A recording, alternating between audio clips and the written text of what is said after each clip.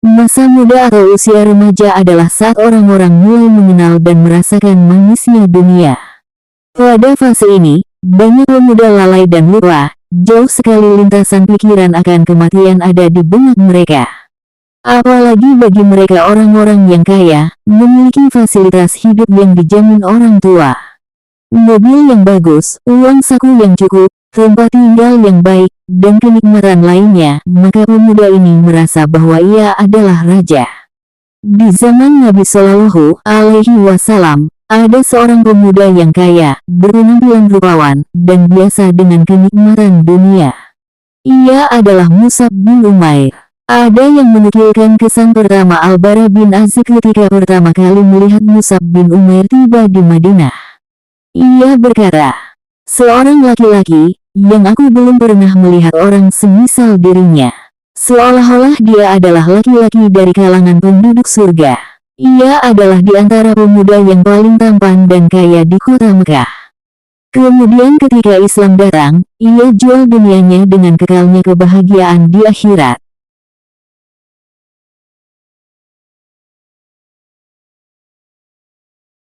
Mus'ab bin Umair dilahirkan di masa jahiliyah, 14 tahun atau lebih sedikit setelah kelahiran Nabi Shallallahu Alaihi Wasallam. Nabi Muhammad Shallallahu Alaihi Wasallam dilahirkan pada tahun 571 Masehi, sehingga Mus'ab bin Umair dilahirkan pada tahun 585 Masehi. Ia merupakan pemuda kaya keturunan Quraisy, Mus'ab bin Umair bin Hashim bin Abdul Manaf bin Abduddar bin Qusay bin Kilab al-Abdari al-Quraisy. Dalam Asad al-Gabah, Imam Ibnul Asir mengatakan, Mus'ab adalah seorang pemuda yang tampan dan rapi penampilannya. Kedua orang tuanya sangat menyayanginya. Ibunya adalah seorang wanita yang sangat kaya. Sandal Mus'ab adalah sandal Al-Hadrami, pakaiannya merupakan pakaian yang terbaik, dan dia adalah orang Mekah yang paling harum sehingga semerbak aroma parfumnya meninggalkan jejak di jalan yang ia lewati. Al-Jabiri, terbitan tahun 2014 halaman 19. Rasulullah Shallallahu Alaihi Wasallam bersabda, "Aku tidak pernah melihat seorang pun di Mekah yang lebih rapi rambutnya, paling bagus pakaiannya, dan paling banyak diberi kenikmatan selain dari Mus'ab bin Umair." Hadis riwayat Hakim. Ibunya sangat memanjakannya, sampai-sampai saat ia tidur dihidangkan bejana makanan di dekatnya. Ketika ia terbangun dari tidur, maka hidangan makanan sudah ada di hadapannya.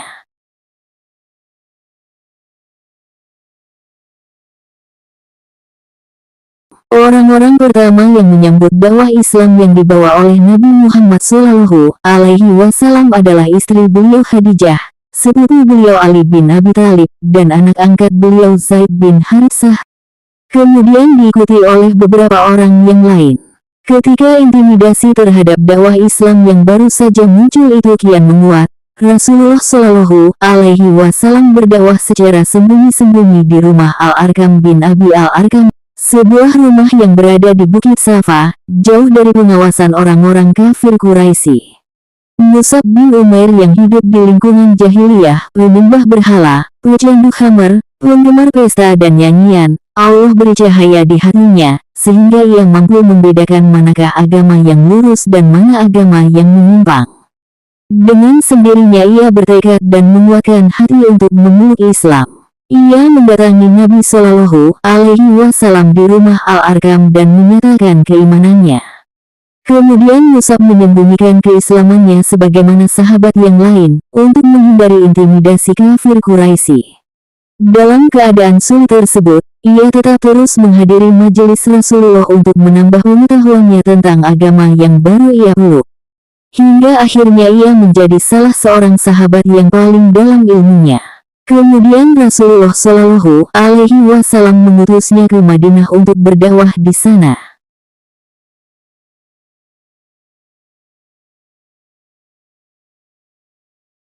Suatu hari Utsmani bin Talha melihat Mus'ab bin Umair sedang beribadah kepada Allah Ta'ala, maka ia pun melaporkan apa yang ia lihat kepada ibunda Mus'ab. Saat itulah periode sulit dalam kehidupan pemuda yang terbiasa dengan kenikmatan ini dimulai. Mengetahui putra kesayangannya meninggalkan agama nenek moyang, ibu Musab kecewa bukan kepalang. Ibunya mengancam bahwa ia tidak akan makan dan minum serta terus berdiri tanpa naungan, baik di siang yang terik atau di malam yang dingin, sampai Musab meninggalkan agamanya. Saudara Musab, Abu Aziz bin Umair, tidak tega mendengar apa yang akan dilakukan sang ibu. Lalu ia berujar, "Wahai ibu, biarkanlah ia. Sesungguhnya ia adalah seseorang yang terbiasa dengan kenikmatan. Kalau ia dibiarkan dalam keadaan lapar, pasti dia akan meninggalkan agamanya." Musab pun ditangkap oleh keluarganya dan dikurung di tempat mereka. Hari demi hari, siksaan yang dialami Musab kian bertambah. Tidak hanya diisolasi dari pergaulannya, Musab juga mendapat siksaan secara fisik. Ibunya yang dulu sangat menyayanginya, kini tega melakukan penyiksaan terhadapnya. Warna kulitnya berubah karena luka-luka siksa yang menderanya. Tubuhnya yang dulu berisi, mulai terlihat mengurus. Berubahlah kehidupan pemuda kaya raya itu. Tidak ada lagi fasilitas kelas 1 yang ia nikmati. Pakaian, makanan, dan minumannya semuanya berubah. Ali bin Abi Thalib berkata, "Suatu hari, kami duduk bersama Rasulullah Shallallahu Alaihi Wasallam di masjid. Lalu muncullah Musab bin Umair dengan mengenakan kain burdah yang kasar dan memiliki tambalan. Ketika Rasulullah Shallallahu Alaihi Wasallam melihatnya, beliau pun menangis teringat akan kenikmatan yang ia dapatkan dahulu saat sebelum memeluk Islam dibandingkan dengan keadaannya sekarang." Hadis riwayat Tirmidzi nomor 2476. Zubair bin Al-Awam mengatakan, suatu ketika Rasulullah Shallallahu Alaihi Wasallam sedang duduk dengan para sahabatnya di Masjid Kuba, lalu muncullah Musab bin Umair dengan kain burdah jenis kain yang kasar yang tidak menutupi tubuhnya secara utuh. Orang-orang pun menunduk, lalu ia mendekat dan mengucapkan salam. Mereka menjawab salamnya. Lalu Nabi Shallallahu Alaihi Wasallam memuji dan mengatakan hal yang baik-baik tentangnya. Dan beliau bersabda, "Sungguh aku melihat Musab tatkala bersama kedua orang tuanya di Mekah. Keduanya memuliakan dia dan memberinya berbagai macam fasilitas dan kenikmatan. Tidak ada pemuda-pemuda Quraisy yang semisal dengan dirinya. Setelah itu, ia tinggalkan semua itu demi menggapai ridha Allah dan menolong Rasul-Nya." Hadis riwayat Hakim nomor 6640. Sa'ad bin Abi Waqqas anhu berkata, dahulu saat bersama orang tuanya, Musab bin Umair adalah pemuda Mekah yang paling harum. Ketika ia mengalami apa yang kami alami, intimidasi keadaannya pun berubah. Kulihat kulitnya pecah-pecah mengelupas dan ia merasa terlatih tai karena hal itu sampai-sampai tidak mampu berjalan. Kami ulurkan busur-busur kami, lalu kami papah dia. Syiar Salafus Soleh oleh Ismail Muhammad Ashbahani, halaman 659.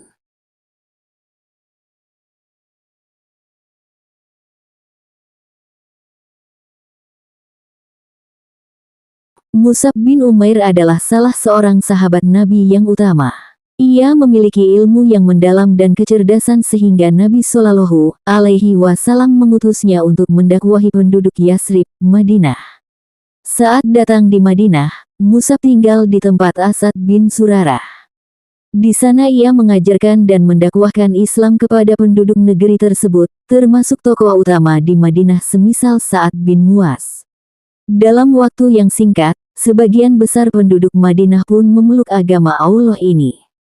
Hal ini menunjukkan setelah taufik dari Allah akan kedalaman ilmu Musab bin Umair dan pemahamannya yang bagus terhadap Al-Quran dan Sunnah, baiknya cara penyampaiannya dan kecerdasannya dalam berargumentasi, serta jiwanya yang tenang dan tidak terburu-buru.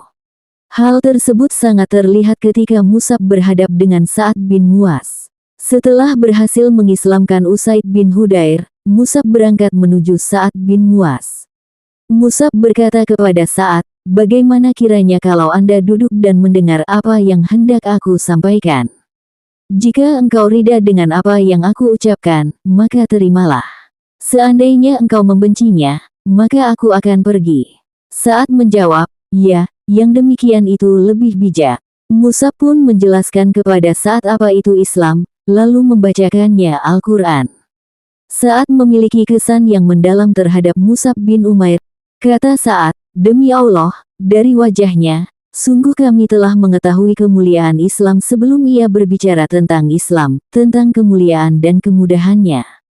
Kemudian Sa'ad berkata, "Apa yang harus kami perbuat jika kami hendak memeluk Islam?"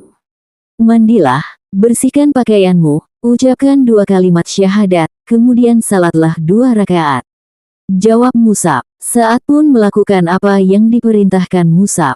Setelah itu, Sa'ad berdiri dan berkata kepada kaumnya, "Wahai Bani Abdu Asyal, apa yang kalian ketahui tentang kedudukanku di sisi kalian?" Mereka menjawab, "Engkau adalah pemuka kami, orang yang paling bagus pandangannya, dan paling lurus tabiatnya." Lalu Sa'ad mengucapkan kalimat yang luar biasa, yang menunjukkan begitu besarnya wibawanya di sisi kaumnya dan begitu kuatnya pengaruhnya bagi mereka. Sa'ad berkata, "Haram bagi laki-laki dan perempuan di antara kalian berbicara kepadaku sampai ia beriman kepada Allah dan Rasul-Nya." Tidak sampai sore hari seluruh kaumnya pun beriman kecuali Usairim. Karena taufik dari Allah kemudian buah dakwah Mus'ab, Madinah pun menjadi tempat pilihan Nabi Shallallahu Alaihi Wasallam dan para sahabatnya hijrah.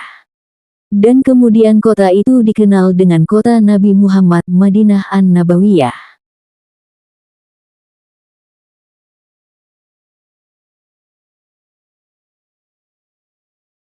Mus'ab bin Umair adalah pemegang bendera Islam di peperangan.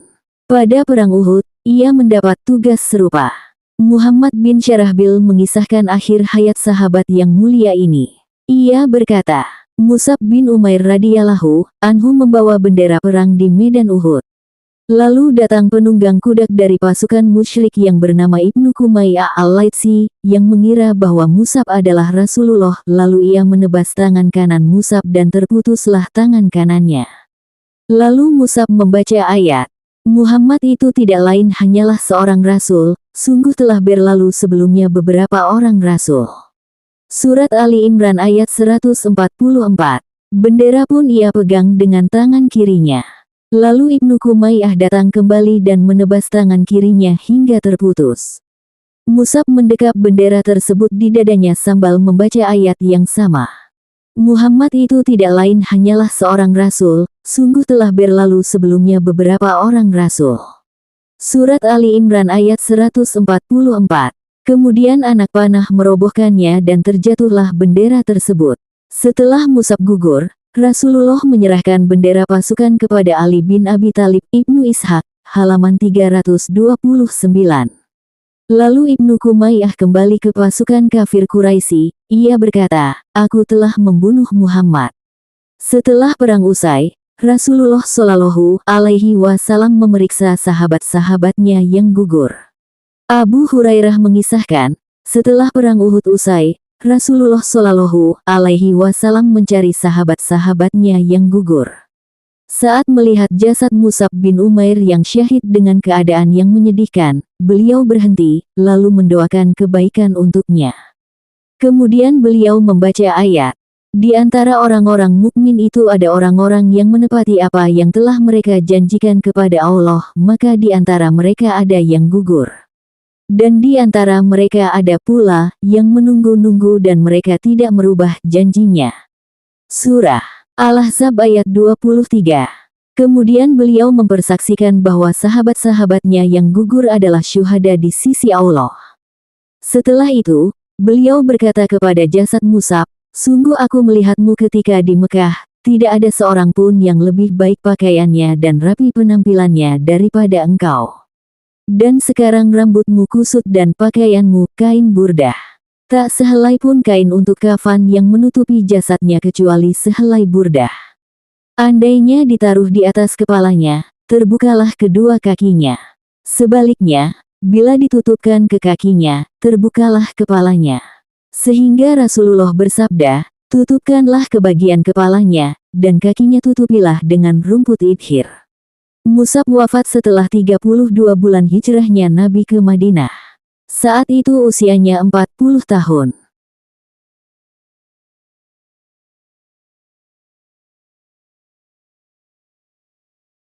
Setelah umat Islam jaya, Abdurrahman bin Auf radhiyallahu anhu yang sedang dihidangkan makanan mengenang Mus'ab bin Umair. Ia berkata, Mus'ab bin Umair telah wafat terbunuh, dan dia lebih baik dariku. Tidak ada kain yang menutupi jasadnya kecuali sehelai burdah. Hadis riwayat Al-Bukhari nomor 1273. Abdurrahman bin Auf pun menangis dan tidak sanggup menyantap makanan yang dihidangkan. Khabbab berkata mengenang Mus'ab, ia terbunuh di perang Uhud. Ia hanya meninggalkan pakaian wul bergaris-garis untuk kafannya. Kalau kami tutupkan kain itu di kepalanya, maka kakinya terbuka. Jika kami tarik ke kakinya, maka kepalanya terbuka. Rasulullah pun memerintahkan kami agar menarik kain ke arah kepalanya dan menutupi kakinya dengan rumput idhir. Hadis riwayat Al-Bukhari nomor 3897.